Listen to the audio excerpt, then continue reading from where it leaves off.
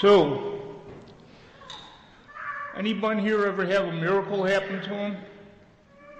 I don't need a show of hands. Anybody ever experience a revelation like, wow, God's talking to me?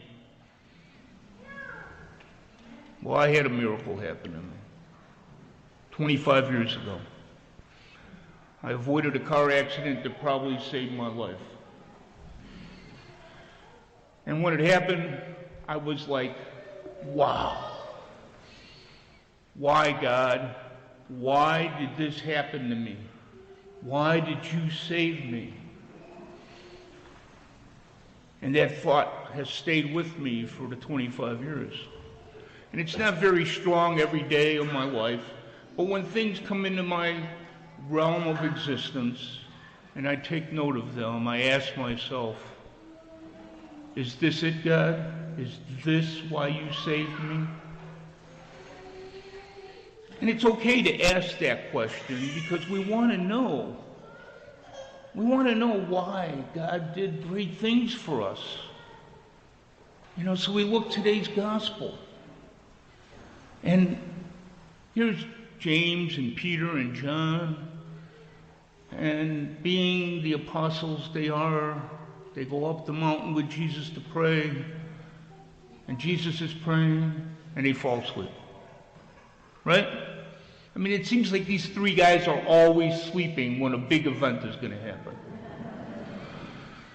But they wake up, and what do they see?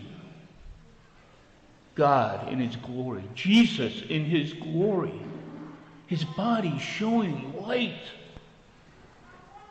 And then they look, and there's two other people with him, two other men. Moses and Elijah. And they're dumbfounded. They don't know what to do. And Peter says, well, it's a good thing we're here. Peter was always the obvious one. But then, the real miracle happens. A cloud overcomes them. And the voice of God speaks from the cloud and says, This is my beloved Son, my chosen one. Listen to him.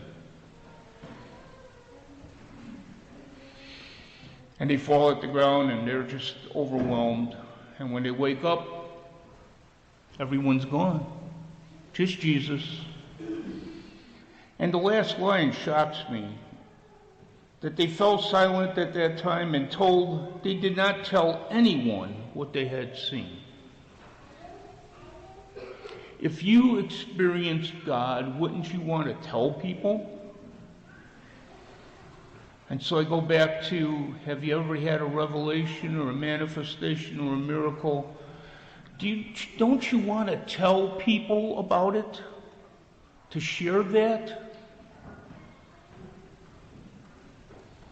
Well, maybe not, because then you'd have to ask, why me? Just like the apostles, I'm sure, coming down that mountain are asking, why?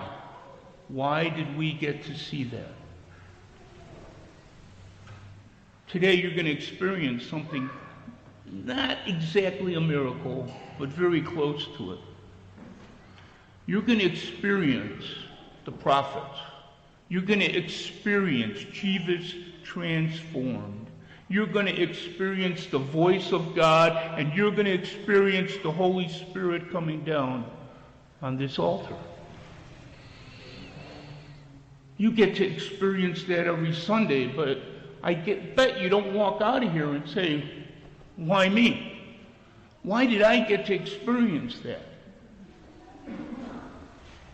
But you have to believe that all those things are happening right here today. As soon as I'm done speaking.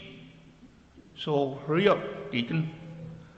Let me get on to Jesus and the Holy Spirit and the voice of God. And I'm going to tell you that you've already heard from the prophets in the first reading. You do so every Mass. And you heard from God. You heard from Jesus in the second reading. Because the Gospels are the voice of Jesus and what he did and what he said and what he's done, and that is directed toward you.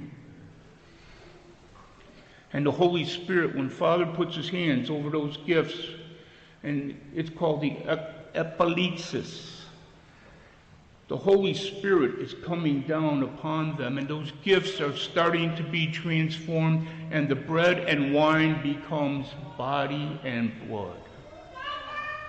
It's not a transfiguration, it's a transubstantiation, in that it changes from one form to the other. And you get to experience it. You and I get to experience it over and over and over again. And we get to experience it so often it may become routine. That it's Sunday, we're going to church, and it's 11 o'clock, and here we sit. And then we'll go home. But now I ask you just pause for a minute and think about the great, not miracle, but as darn close to it as I can think, that is happening here and you are witnessing. And think deeply, because at the end of that, you're going to come to communion. And either I or the Eucharistic ministers or Father is going to put a piece of Jesus in your hand or on your tongue, and you are going to receive God in your body. You're actually receiving God. This isn't a recreation of something that happened a long time ago. This is actually happening. So at the end of the day, I ask you to think about the gospel. I ask you to think about Jesus and the apostles. And you might ask yourself, why? Why is this happening to me? So very briefly, why did it happen to Peter? Well, Peter needed the strength and needed to see it because he had to live through the passion. More importantly, he had to figure out what was going on during the passion. And he had to hold the other apostles together during it.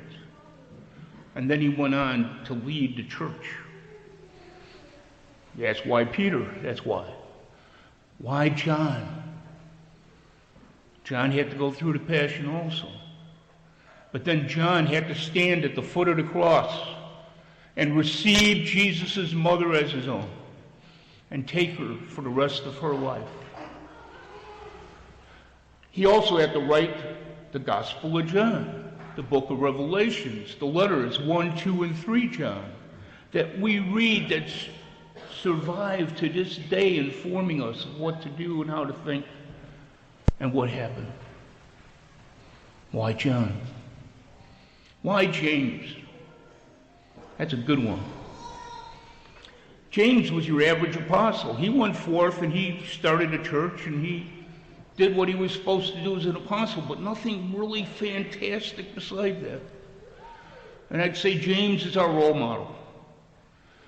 Because you and I, most of us, are pretty average in that we're not doing spectacular things. We're not being honored by countries. We're not changing the world.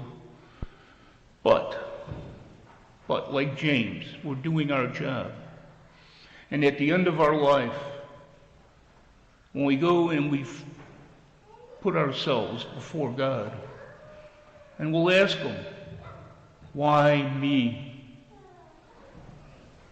And I think the answer will be, because I loved you.